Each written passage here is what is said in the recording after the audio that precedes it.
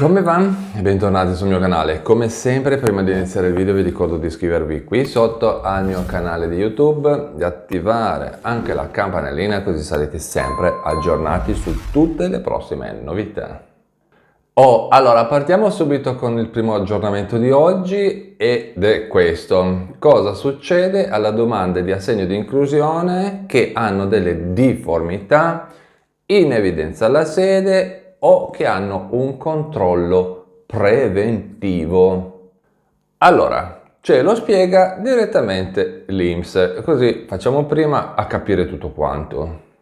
Per le domande in evidenza alla sede o alle sedi per omissioni o difformità della DSU, le persone riceveranno un SMS, quindi un messaggio sul cellulare, o un'email di notifica dell'evidenza. Parentesi, mi raccomando, se ricevete dei messaggi o delle email con dei collegamenti, dei link, mi raccomando, fate sempre attenzione a cliccare su quei collegamenti e soprattutto non date mai il vostro username, password, codici della banca, numeri di carte di credito, e tutto il resto. Non si danno codici personali.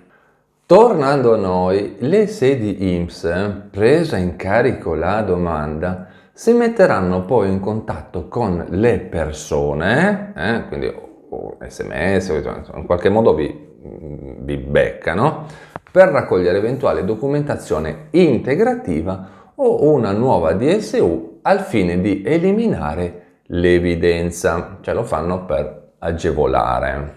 A questo punto le persone che hanno richiesto l'ADI, assegno di inclusione, hanno 60 giorni per integrare la documentazione o colmare le omissioni, oppure ripresentare una nuova DSU alla sede. E fino a qua mi sembra tutto chiaro, niente di complicato. Fate solo attenzione al fatto che passati i 60 giorni, quindi 2 mesi, senza che nessuno si presenta o che nessuno porta la documentazione richiesta, allora la domanda viene respinta. Quindi mi raccomando, è importante leggere gli SMS, le email, ok, va bene non cliccarci sopra, ecco, però almeno leggerli, e se vi chiedono delle cose e vi dicono di produrre dei documenti, portare una nuova DSU, che ne so io che cosa, mi raccomando, non fate finta di niente e dategli retta, perché poi se passano 2 mesi senza che nessuno dica niente, ecco, la domanda viene respinta, poi un casino e bisogna rifare tutto quanto.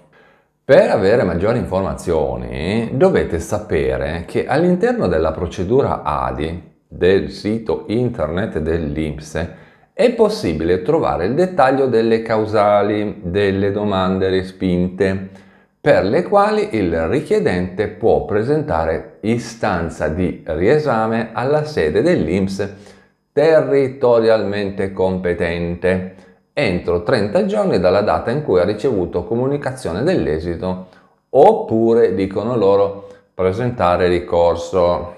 Però io sta storia del presentare ricorso me l'ha già detta e stradetta anche anni fa, l'anno scorso, 2 anni fa, quando c'era il RDC, c'era gente che faceva faccio ricorso, poi alla fine doveva mettere l'avvocato, anticipare le spese, e qua, e là, e su, e giù, insomma una menata un po' lunga, quindi magari uno cerca sempre di risolvere queste cose in una maniera un po' più veloce, spicciola, senza dover ricorrere ad avvocati, ecco, poi ognuno è libero di fare come vuole, ecco. Infine, sempre per stare all'interno dell'argomento, per tutte le domande che sono assoggettate al controllo preventivo saranno poi comunque automaticamente elaborate decorsi 60 giorni dalla sospensione, in assenza di conferma della discordanza da parte dell'operatore di sede.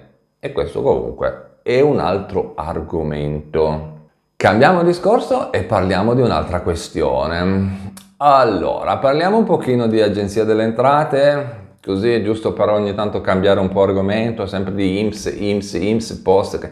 Parliamo un pochino di Agenzia delle Entrate, vediamo cosa ci comunicano anche loro.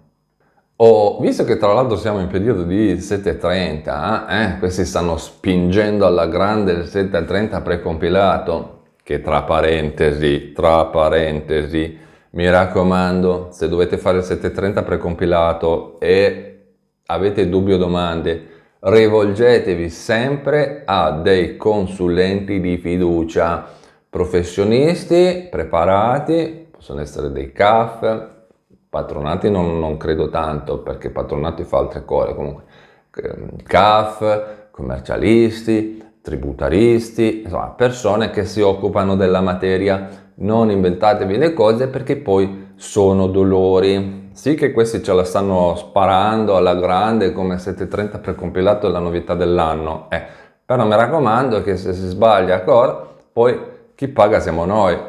7.30 precompilato è tanto carino, però alla fine, mi raccomando, ci siamo capiti.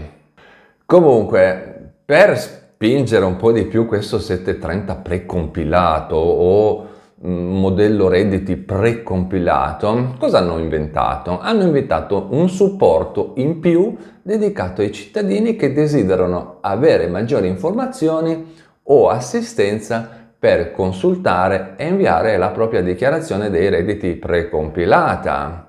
Il call center, in questo senso, dell'Agenzia delle Entrate sarà attivo in aggiunta ai consueti orari, quelli dal lunedì al venerdì, dalle 9 alle 17, perché siamo mai che lavorano il sabato. In questo caso però in aggiunta anche sabato 15 giugno dalle 9 alle 13. Quindi il call center, il centralino telefonico, sabato 15 giugno nella fascia oraria dalle 9 alle 13 sarà attivo. Allora, come si fa a entrare in contatto con il centralino telefonico? Basta compilare, no? Basta semplicemente fare questo numero verde 800 90 96 96 da rete fissa, se chiamate dal telefono fisso, oppure lo 06 97 61 76 89, ripeto 06 97 61 76 89 da cellulare, oppure se siete all'estero basta aggiungere 0039 06 45 e bla bla bla. Ecco. Ovviamente chi vi risponde sono i consulenti dell'Agenzia delle Entrate che hanno aderito all'iniziativa, e questo servizio comunque è rivolto solo ai cittadini, mi raccomando. Anche professionisti che stessero guardando in questo momento, no, è rivolto solo ai cittadini. Quindi, però io ripeto, cittadini cari, non fate cavolate, se avete dubbi o domande o chiamate il centralino dell'Agenzia delle Entrate oppure rivolgetevi a un professionista.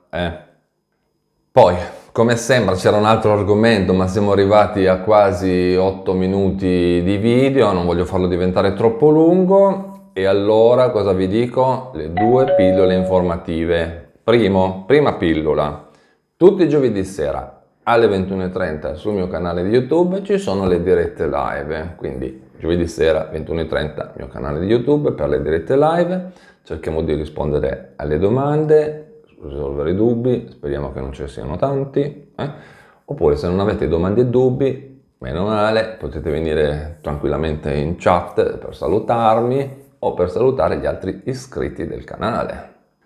La seconda pillola informativa, ricordatevi l'opzione del super iscritto al mio canale. Chi è il super iscritto? Il super iscritto è un iscritto che ha dei vantaggi in più rispetto agli altri iscritti, quindi c'è la possibilità di inviare domande prioritarie, entrare in chat messi in un colore diverso, quindi io praticamente i super iscritti li vedo subito rispetto agli altri. Insomma, vedere dei video in anteprima che tutti gli altri non riescono a vedere, li riescono a vedere solo i super iscritti, quindi vedete che ci sono tantissimi vantaggi.